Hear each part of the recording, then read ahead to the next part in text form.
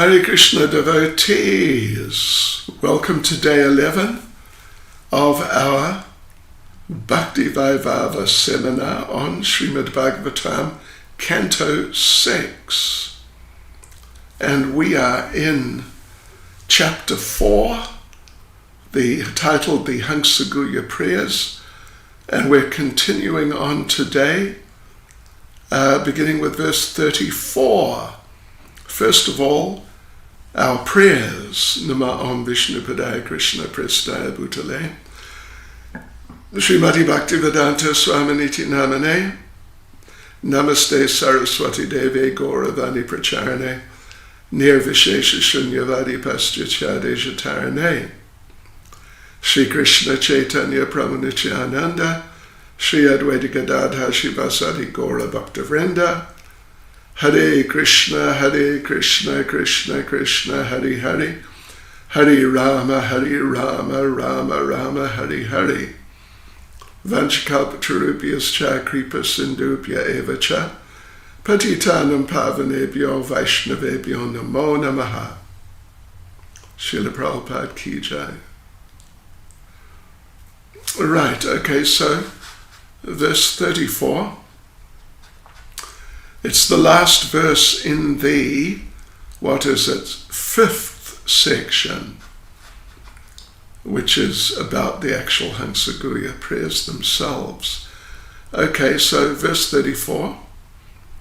As the air carries various characteristics of the physical elements, like the aroma of a flower or colors resulting from a mixture of dust in the air, the Lord appears through lower systems of worship according to one's desires, although he appears as the demigods and not in his original form.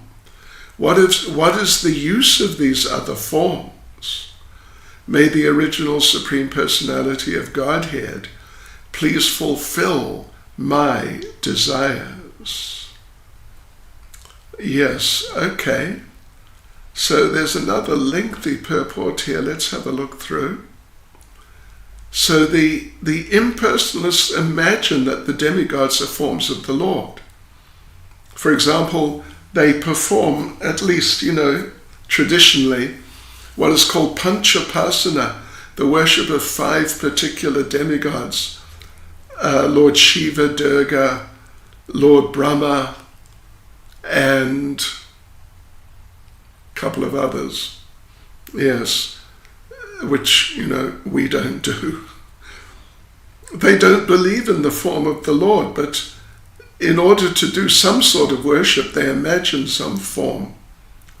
Oh yes, Ganesh is one.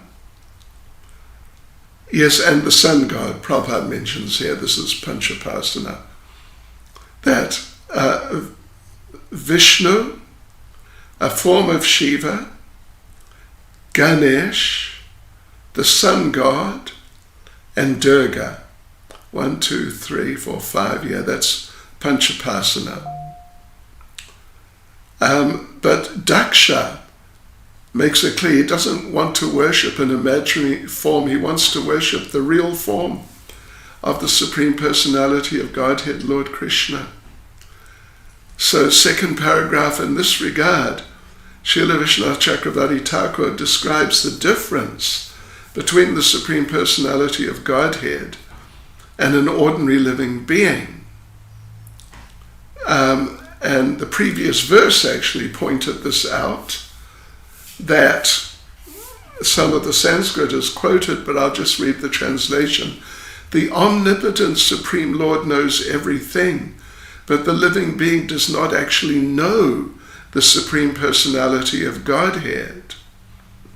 So, Krishna says in Bhagavad Gita, we're talking about the differences here between the Lord and us. Krishna says, I know everything, but no one knows me. So this is the difference between the Lord and the living entity. And Queen Kunti says in her prayers in Srimad Bhagavatam, 8th chapter, 1st canto, my dear Lord, you exist inside and outside, yet no one can see you. Third paragraph, The conditioned soul can't understand the Lord by mental speculation or imagination. So one must know him by his grace. He reveals himself. And Srimad Bhagavatam 10, 14, 29 is quoted. It's already been mentioned just over the last few days. Yeah. Here's the translation. My Lord, if one is favored by even a slight trace of the mercy of your lotus feet, he can understand the greatness of your personality. But those who speculate to understand the Supreme Personality of Godhead are unable to know you, even though they continue to study the Vedas for many years. Yes, so fourth paragraph, this is the verdict of Shastra. This is what I've just read this very minute ago. An ordinary person may be some big philosopher, speculator about the absolute truth, about his form, where he is, but such a person can't actually understand these things. But one can understand the Lord by devotional service. Yes. And the Lord also explains this in Bhagavad Gita 18:55 again and again. One can understand the Supreme Personality of Godhead as he is only by devotional service. So the unintelligent want to imagine a form of the Lord, but the devotees worship the actual form. So Daksha prays, one may think of you as personal, impersonal, or imaginary, but I wish to pray to your Lordship that you fulfill my desires to see you as you actually are. Very nice. Very, very nice. Fifth paragraph, Vishnath Chakravarti Thakur comments that this verse is important for the impersonalists who think there's no difference between themselves and the Lord. The impersonalist, the Mayavadi, thinks there's one supreme truth, and he is that himself. But this is not knowledge, this is foolishness. So this verse is meant for such fools whose knowledge is stolen by illusion. Srila Vishnath Chakravarti Thakur says they think they're very intelligent, but actually they're unintelligent. So anyway, sixth paragraph, Madhvacharya says there are three classes of men. The lowest, the Adama, in the middle, the Madhyama, and the best, the Uttama. So the lowest, the Adama, think there's no difference between God and the living entity, except that the living entity is somehow under designations, whereas the absolute truth has no designations. And they think that as soon as the designations of the material body are dissolved, the jiva will mix with the Supreme. So, yeah, Adama, Madhyama, and Uttama. Of course, we use the terms Madhyama and Uttama for devotees, Madhyama Adhikari, Uttama Adhikari. And the lowest grade is Kanishta Adhikari, but this is something else. This Adama is something else. He's an impersonalist, non-devotee. So they give the argument, they try to give the argument of Gatakasha Patakasha, which means the body is compared to a pot with sky inside and outside. And when the pot is broken, then the sky inside becomes one with the sky outside. That's pretty easy to understand. So in this way they think the living entity becomes one with the Supreme. So Madhvacharya makes the point that this argument is put forward by the lowest class of men. Then there's another class which can't tell what the form of the Supreme is, but at least they agree there is a Supreme who's controlling the living entities. But best are those who understand the Lord, that his form is spiritual, full of bliss, completely distinct from that of the conditioned soul or any other living entity. So such philosophers are the best because they know that the Lord reveals himself differently to worshippers in different modes of material nature. They know there are 33 million demigods. And so just to convince the conditioned soul there is a supreme power, they induce the conditioned soul to worship the demigods, so that by association with the demigods, who are devotees, he may be able to come to understand that Krishna is the Supreme Lord. So then Prabhupada quotes some verses, or parts of some verses, in which it's Krishna himself states very clearly that he is the Supreme. First of all, Bhagavad Gita 7:7, Mata parataram nanyat kinchirasti dhananjaya, there is no truth superior to me. Bhagavad Gita chapter 10 verse 2, Aham adirhi devanam, I am the origin of all the demigods. Bhagavad Gita chapter 10 verse 8, Aham saravasya prabhava, I am superior to everyone, even Lord Brahma, Lord Shiva, and the other demigods. So Srila Prabhupada concludes the purport by saying, these are the conclusions of the Shastra, and one who accepts these conclusions should be considered a first-class philosopher.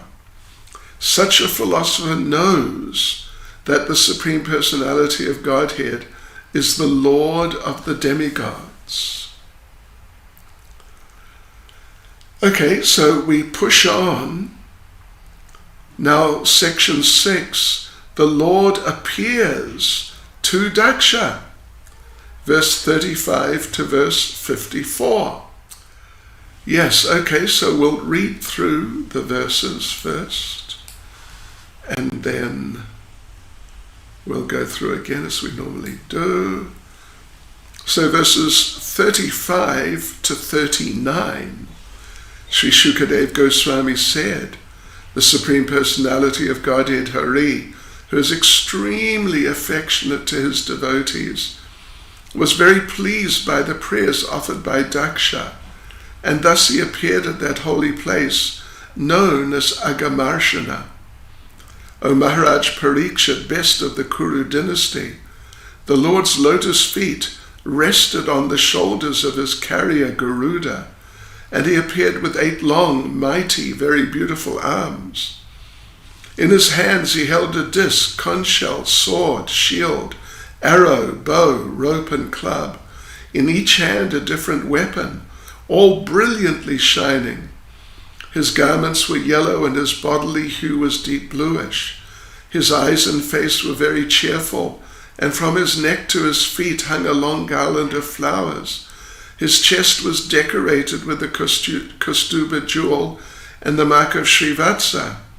On his head was a gorgeous round helmet, and his ears were decorated with earrings resembling sharks. All these ornaments were uncommonly beautiful. The Lord wore a golden belt on his waist, bracelets on his arms, rings on his fingers, and ankle bells on his feet. Thus decorated by various ornaments, Lord Hari, who is attractive to all the living entities of the 3 worlds, is known as Purushottama, the best personality.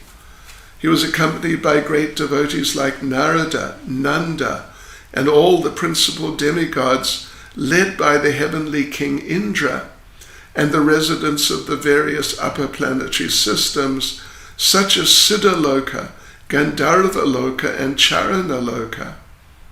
Situated on both sides of the Lord and behind him as well, these devotees offered him prayers continuously.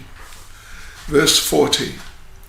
Seeing that wonderful and effulgent form of the Supreme Personality of Godhead, Prajapati Daksha was first somewhat afraid, but then he was very pleased to see the Lord, and he fell to the ground like a stick, Dandavat, to offer his respects to the Lord.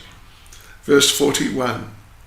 As rivers are filled by water flowing from a mountain, all of Daksha's senses were filled with pleasure. Because of his highly elevated happiness, Daksha could not say anything, but simply remained flat on the ground. 42. Although Prajapati Daksha could not say anything, when the Lord, who knows everyone's heart, saw his devotee prostrate in that manner, and desiring to increase the population, he addressed him as follows. 43.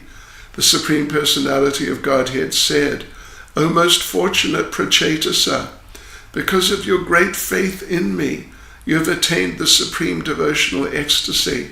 Indeed, because of your austerities combined with exalted devotion, your life is now successful. You have achieved complete perfection. 44. My dear Prajapati Daksha, you have performed extreme austerities for the welfare and growth of the world. My desire also is that everyone within this world be happy. I am therefore very pleased with you because you're endeavoring to fulfill my desire for the welfare of the entire world. Verse 45. Lord Brahma, Lord Shiva, the Manus, all the other demigods in the higher planetary systems, and you Prajapatis, who are increasing the population, are working for the benefit of all living entities. Thus, you expansions of my marginal energy are incarnations of my various qualities. Verse 46. My dear Brahman, austerity in the form of meditation is my heart. Vedic knowledge in the form of hymns and mantras constitutes my body, and spiritual activities and ecstatic emotions are my actual form. The ritualistic ceremonies and sacrifices, when properly conducted, are the various limbs of my body, the unseen good fortune proceeding from pious or spiritual the unseen good fortune proceeding from pious or spiritual activities constitutes my mind, and the demigods who execute my orders in various departments are my life and soul. 47. Before the creation of this cosmic manifestation, I alone existed with my specific spiritual potencies. Consciousness was then unmanifested, just as one's consciousness is unmanifested during the time of sleep. 48. I am the reservoir of unlimited potency, and therefore I am known as unlimited or all-pervading. From my material energy, the cosmic manifestation appeared within me. And in this universal manifestation appeared the chief being, Lord Brahma, who is your source and is not born of a material mother. 49 and 50. When the chief lord of the universe, Lord Brahma, Swayambhu, having been inspired by my energy, was attempting to create, he thought himself incapable. Therefore I gave him advice, and in accordance with my instructions, he underwent extremely difficult austerities. Because of these austerities, the great Lord Brahma was able to create 9 personalities including you, to help him in the functions of creation. 51. O my dear son Daksha, Prajapati Panchajana has a daughter named Asikni, whom I offer to you so that you may accept her as your wife. Now unite, 52. Now unite in sexual life as man and woman, and in this way by sexual intercourse you'll be able to beget hundreds of children in the womb of this girl to increase the population. 53. After you give birth to many hundreds and thousands of children, they will also be captivated by my illusory energy and will engage like you in sexual intercourse. But because of my mercy to you and them, they will also be able to give me presentations in devotion. 54. Shukadev Goswami continued, after the creator of the entire universe, the Supreme Personality of Godhead Hari, had spoken in this way in the presence of Prajapati Daksha, he immediately disappeared as if he were an object experienced in a dream. Yes, so devotees, here we go. Back we go, and we'll go through with the purports now. So it's the 6th section, verse 35 to verse 54. The Lord appears to Daksha. So first of all, verses 35 to 39, quite a long series of verses. Sri Shukadev Goswami said, the Supreme Personality of Godhead Hari, who is extremely affectionate to his devotees, was very pleased by the prayers offered by Daksha, and thus he appeared at that holy place known as Agamarshana. O Maharaj Parikshit, best of the Kuru dynasty, the Lord's lotus feet rested on the shoulders of his carrier, Garuda, and he appeared with 8 long, mighty, very beautiful arms. In his hands he held a disc, conch shell, sword, shield, arrow, bow, rope, and club. In each hand a different weapon, all brilliantly shining. His garments were yellow, and his bodily hue was deep bluish. His eyes and face were very cheerful, and from his neck to his feet hung a long garland of flowers. His chest was decorated with a Kaustubha jewel and the mark of Srivatsa. On his head was a gorgeous round helmet, and his ears were decorated with earrings resembling sharks. All these ornaments were uncommonly beautiful. The Lord wore a golden belt on his waist, bracelets on his arms, rings on his fingers, and ankle bells on his feet. Thus decorated by various ornaments, Lord Hari, who is attractive to all the living entities of the 3 worlds, is known as Purushottama, the best personality. He was accompanied by great devotees like Narada, Nanda, and all the principal demigods, led by the heavenly king Indra, and the residents of various upper planetary systems such as Siddhaloka, Gandharva-loka, and Charana-loka. Situated on both sides of the Lord and behind him as well, these devotees offered him prayers continuously. Verse 40. Seeing that wonderful and effulgent form of the Supreme Personality of Godhead, Prajapati Daksha was first somewhat afraid, but then he was very pleased to see the Lord, and he fell to the ground like a stick, dandavat, to offer his respects to the Lord. 41. As rivers are filled by water flowing from a mountain, all of Daksha's senses were filled with pleasure. Because of his highly elevated happiness, Daksha could not say anything, but simply remained flat on the ground. Okay, so here we go, devotees. This is the first purport so far in the section. So, When we see or realize the Lord, we're filled with complete happiness. And an example is Dhruva Maharaj, when he saw the Lord, he said, Swamin kritartosmi varamnaya che. My dear Lord, I have nothing to ask from you. Now I'm completely satisfied. Similarly, when Prajapati Daksha saw the Supreme Lord in his presence, he simply fell flat, unable to speak or ask him for anything. 42.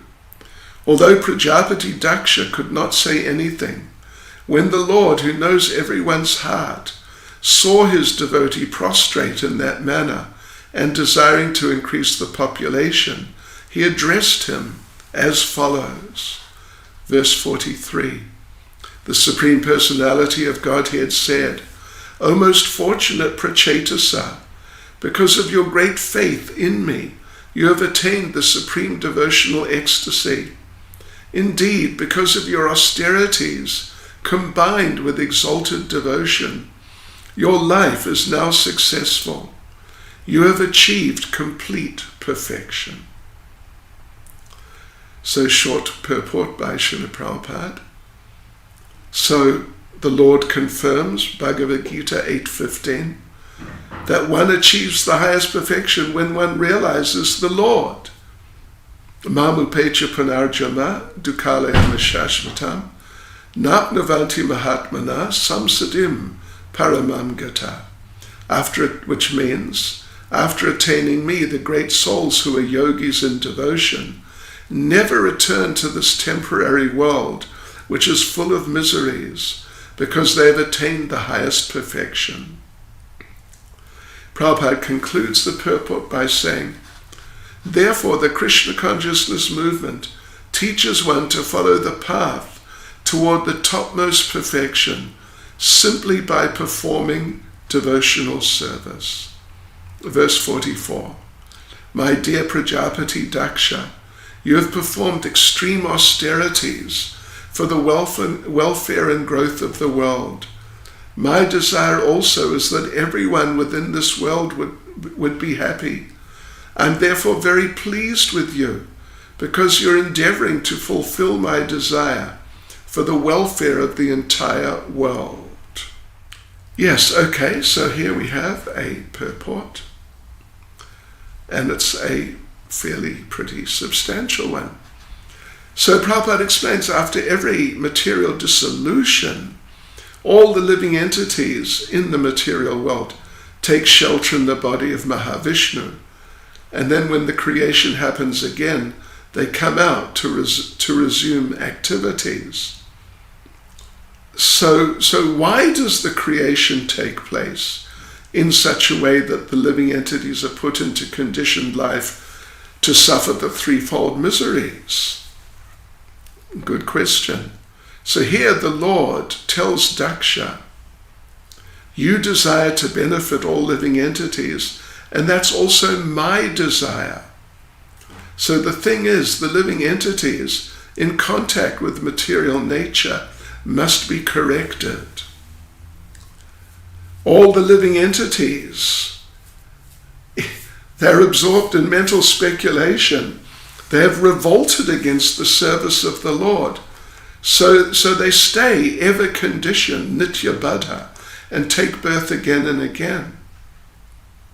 There's a chance of liberation, but if they don't take the opportunity, they continue in birth, death, old age, and disease. So we have to get out. And the Lord says in Bhagavad Gita 7:14, Daivihyesha gunamayi mama maya durachiya mam eviye prapadyante mayam etam taranti te. This divine energy of mine, consisting of the three modes of material nature, is difficult to overcome. But those who have surrendered unto me can easily cross beyond it. And in Bhagavad Gita 15:7, the Lord says, Mamai vangso jiva loke jiva bhuta sanatana manasha stani indriyani prakriti stani karshati. The living entities in this conditioned world are my eternal fragmental parts. Due to conditioned life, they're struggling very hard with the six senses, which include the mind.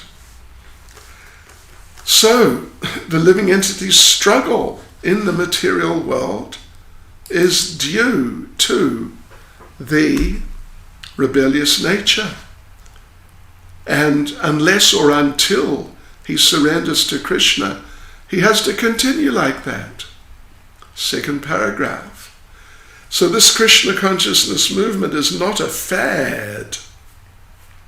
It's a bona fide movement to elevate everyone to Krishna consciousness.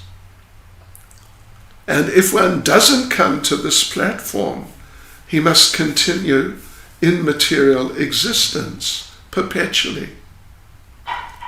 Sometimes in the lower planets, sometimes in the higher planets. And Prabhupada refers to Chaitanya Charitamrita, Madhya Lila 21:18. The conditioned soul sometimes descends into nescience and sometimes gets some relief by being relatively freed from it. This is the life of the conditioned soul. Third paragraph. So Daksha is trying to help the conditioned souls by begetting them, letting them take birth, facilitating that, so they can then live and get a chance for liberation. So if one begets children to train them to surrender to Krishna, then being a father is good. Similarly, for a spiritual master to train conditioned souls to be Krishna conscious, if the spiritual master does that, his position is successful. If we give conditioned souls the chance to become Krishna conscious, our position is successful. So all of the spiritual master's activities are approved by the Lord. Pritoham. So following the acharyas, the members of the Krishna consciousness movement should try to benefit the conditioned souls by getting them to become Krishna conscious. This is real welfare work. And then the preacher is recognized by Krishna. And Prabhupada mentions Bhagavad Gita chapter 18, verses 68 and 69 as follows: for one who explains the supreme secret to the devotees, devotional service is guaranteed, and at the end he will come back to me. There's no servant in this world more dear to me than he, nor will there ever be one more dear. Verse 45. Lord Brahma, Lord Shiva, the Manus, all the other demigods in the higher planetary systems, and you Prajapatis who are increasing the population, are working for the benefit of all living entities. Thus, you expansions of my marginal energy are incarnations of my various qualities. Purport. So there are various types of incarnations, expansions of the Lord. Two main types. Swamsa means personal incarnations, personal expansions. Vishnu Tattva, the same category as him. And then Vibhinamsa, the living entities who are not Vishnu Tattva, but Jiva Tattva. Yeah, they're not on the same level as the Lord. All those Vishnu Tattva expansions are on the same level as Lord Krishna. So Daksha is not on the level of Lord Brahma or Lord Shiva. He's compared to them because he engages in devotional service. So, in devotional service, it's not that Lord Brahma is considered great, but while some human whose preaching is low, there are no such distinctions. Regardless of materially high or low, anyone engaged in devotional service is very dear to the Lord. So Madhvacharya says, From Lord Brahma down, all the living entities engaged in the service of the Lord are extraordinary and are called Vibhuti. And as the Lord himself says in Bhagavad Gita chapter 10 verse 41, know that all beautiful, glorious and mighty creations spring from but a spark of my splendor. So Srila Prabhupada concludes the purport by saying, a living entity especially empowered to act on behalf of the Lord is called Vibhuti, whereas the Vishnu Tattva incarnations of the Lord, such as the Matsya Avatar, are called Vaibhava. Verse 46, my dear Brahman, austerity in the form of meditation is my heart.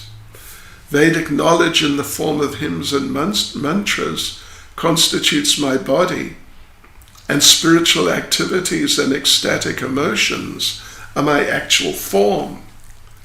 The ritualistic ceremonies and sacrifices, when properly conducted, are the various limbs of my body.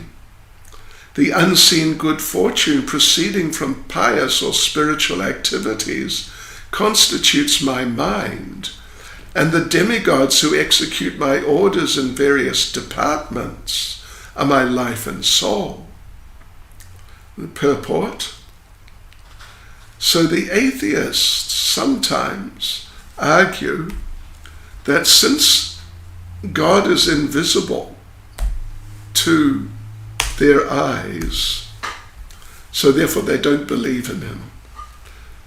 Yeah. So for them, the Lord is describing a method for seeing himself in his impersonal form. But intelligent people can see him in his personal form. So if one is very eager to see him now, he can be seen through this description.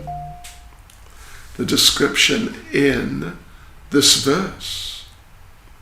Verse 46. It portrays various internal and external parts of his body. Second paragraph. So, the first principle in spiritual life is to do tapasya. Then there are many spiritual activities like ritualistic sacrifices, studying the Vedas, meditating on the Lord, and chanting Hare Krishna. So, and we should respect the demigods and understand how they work. In this way, one can see how God is existing and how everything is managed perfectly because of his presence.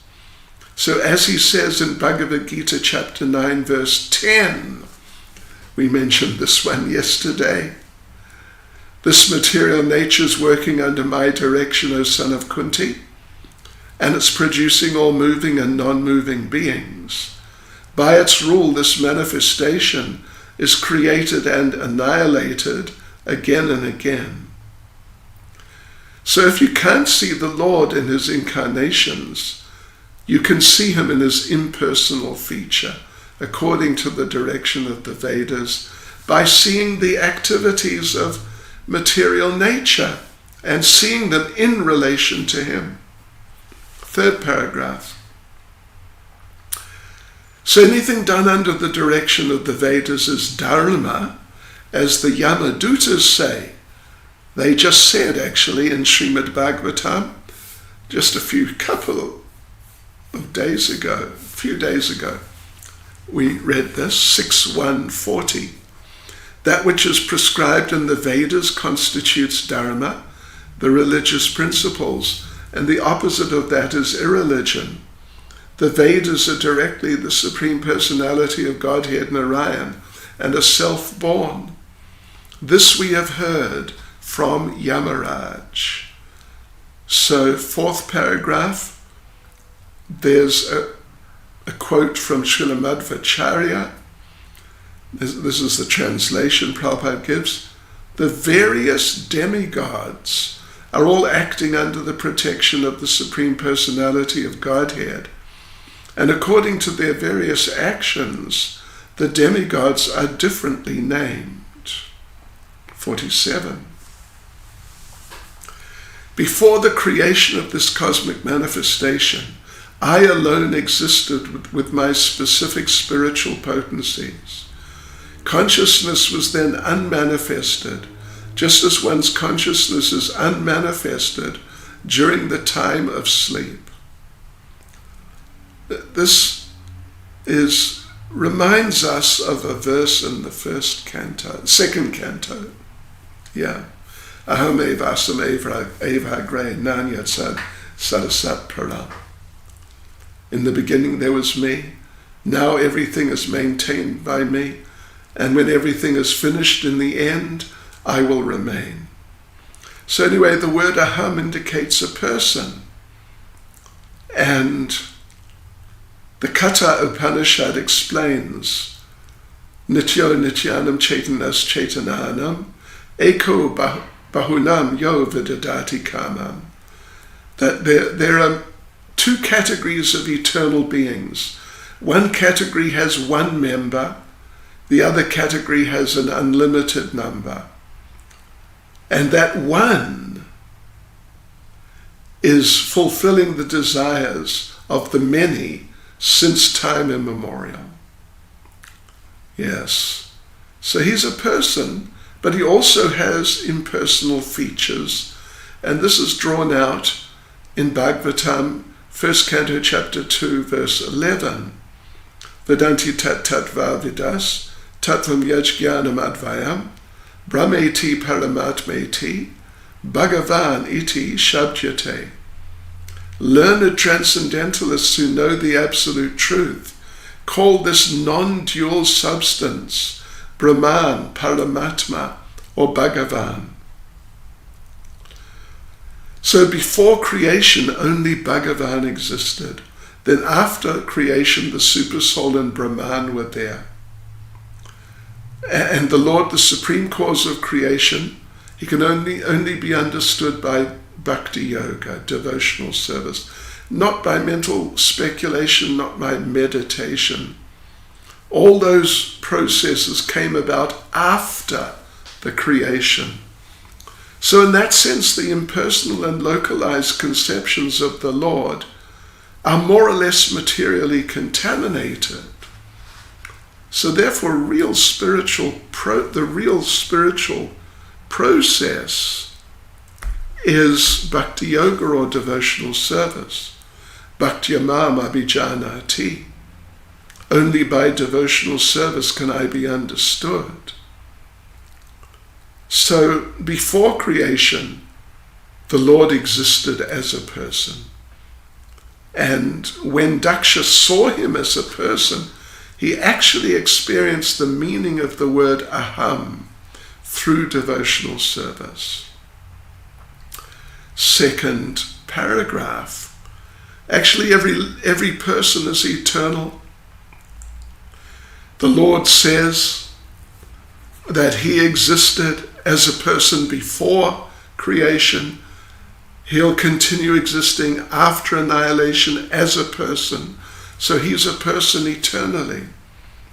Srila Vishwanath Chakravarti Thakur quotes verses, 10th Canto, Chapter 9, verses 13 and 14 from Srimad Bhagavatam. Let me read as appears here, as Prabhupada's given. The personality of Godhead appeared in Vrindavan as the son of Mother Yashoda, who bound the Lord with rope just as an ordinary mother binds a material child. So, and this is now actually continuing the translation, but in a paraphrasing in the purport.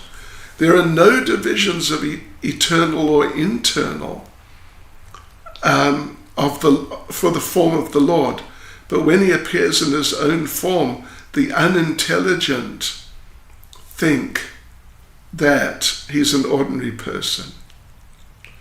And Prabhupada refers to Bhagavad Gita chapter 9 verse 11, that the unintelligent think that the impersonal Brahman has assumed a material body to come in the form of a person. So the ordinary living entities take material bodies, but the Lord does not.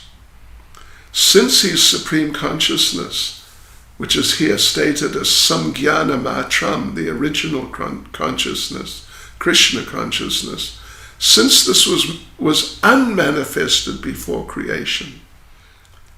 So despite this consciousness, the Lord is the origin of all. He says in Bhagavad Gita chapter 2 verse 12, never was there a time when I did not exist, nor you, nor all these kings, nor in the future shall any of us cease to be. So thus the Lord is a person, is the absolute truth, past, present and future. So paragraph 3, so in this regard Madhvacharya quotes 2 verses from Matsya Purana. This is the translation. After the annihilation of everything, the Supreme Lord, because of his Satchitananda Vigraha, remains in his original form. But since the other living entities have material bodies, the matter merges into matter, and the subtle form of the spirit soul remains within the body of the Lord. The Lord doesn't sleep, but the ordinary living entities sleep in the body of the Lord till the next creation. So a fool thinks the opulence of the Lord is non-existent, it's destroyed by annihilation. So after annihilation it's just not there. But this is not a fact. His opulence remains in the spiritual world. Only in the material world everything is dissolved. So Brahma Lina, merging into the Supreme Brahman, is not the actual Lina or annihilation, as the subtle form remains in the Brahman effulgence and will return to the material world after the next material creation and again assume material forms. So this is described in Bhagavad Gita 8:19 as Bhutva Bhutva Praliyate.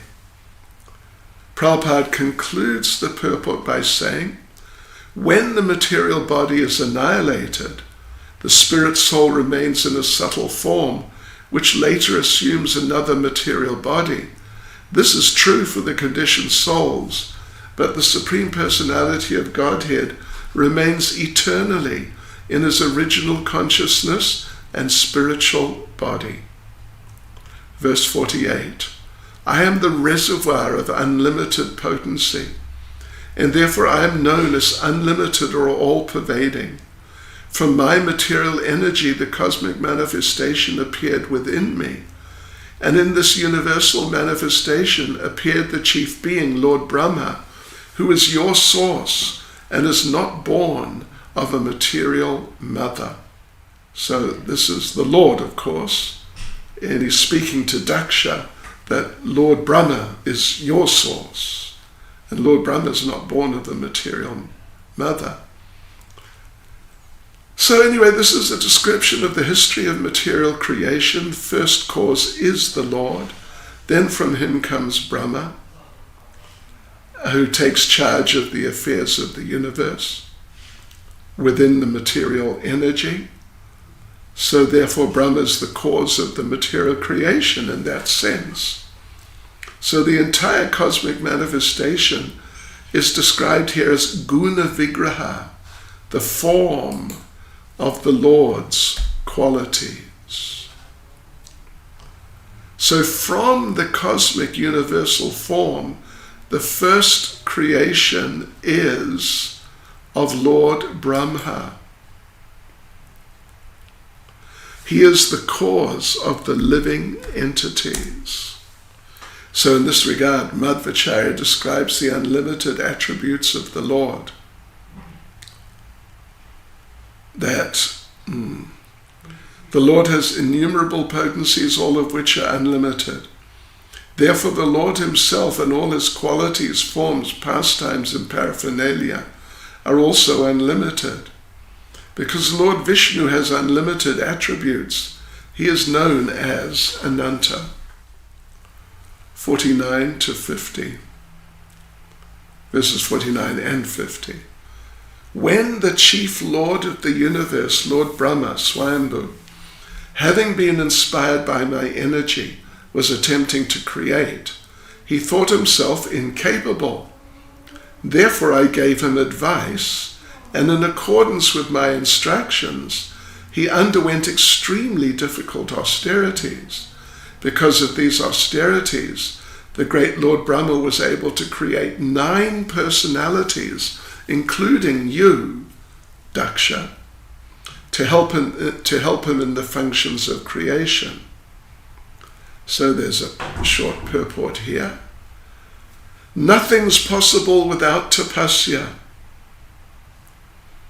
So Lord Brahma is empowered to create the universe because of his tapasya, austerity. Tapasya means austerity. The more we do tapasya, the more we become powerful by the grace of the Lord. So Rishabhadev advised his sons, tapo, just a sec, tapo divyam putraka yena sattvam shudyed. One should engage in penance and austerity to attain the divine position of devotional service. By such activity, one's heart is purified. Prabhupada concludes the purport by saying, in our material existence we are impure, and therefore we cannot do anything wonderful. But if we purify our existence by tapasya, we can do wonderful things by the grace of the Lord. Therefore tapasya is very important, as stressed in this verse 51. O my dear son Daksha, Prajapati Panchajana has a daughter named Asakni, whom I offer to you so that you may accept her as your wife. 52. No purport there. 52. Now unite in sexual life as man and woman, and in this way by sexual intercourse you'll be able to beget hundreds of children in the womb of this girl to increase the population. So, interesting purport. The Lord says in Bhagavad Gita chapter 7, verse 11, Dharma virudo bhuteshu kamosmi. I am sex that is not contrary to religious principles. So this sex is dharma, a religious principle, but not for sense gratification. That is not allowed by Vedic principles. So this natural tendency for sex life is only for begetting children. So the Lord told Daksha here, this girl is offered to you only for sex life to beget children, not for any other purpose. She is very fertile, and therefore you'll be able to have as many children as you can beget. Second paragraph, Srila Vishwanath Chakravarti Thakur says in this regard, Daksha was given the facility for unlimited sexual intercourse. Previously, he was also known as Daksha in his previous body, his previous lifetime. But then, of course, he offended Lord Shiva and got the head of a goat, and so he gave up that body. But he still maintained the same unlimited sex desire. So he did tapasya, austerity, to satisfy the Lord, who gave him unlimited potency for sex life. Krishna. Third paragraph. It should be noted that although such facility for sex life is achieved by the grace of the Lord, it is not offered to advanced devotees, because they're free from material desires. And yabhilashita shunyam. So if the Americans in the Krishna consciousness movement want to advance in Krishna consciousness to achieve Krishna prema, they must refrain from sex, at least from illicit sex. even if there are opportunities for sex, one should accept only for progeny, no other purpose.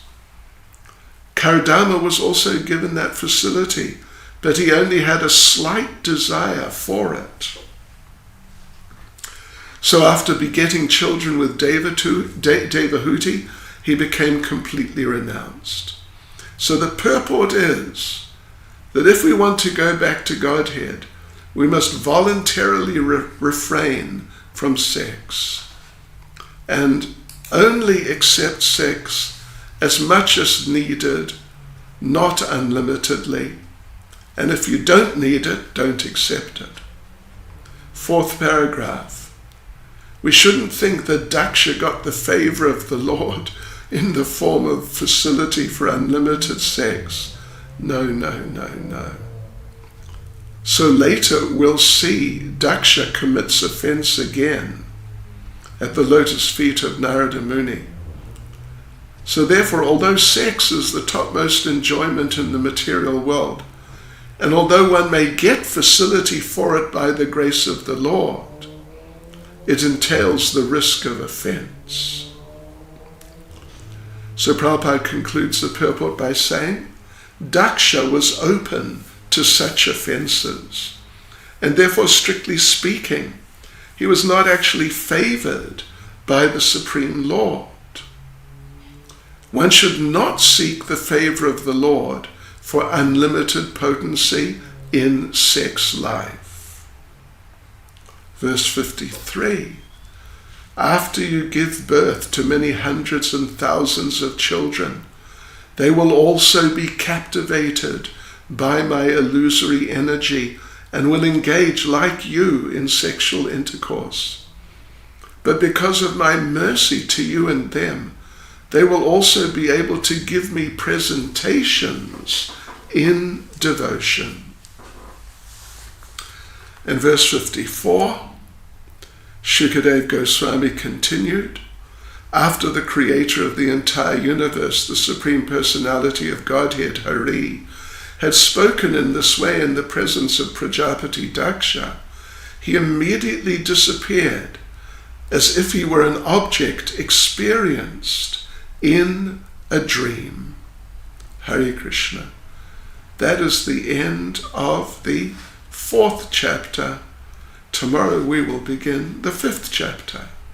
Srila Prabhupada Ki Jai.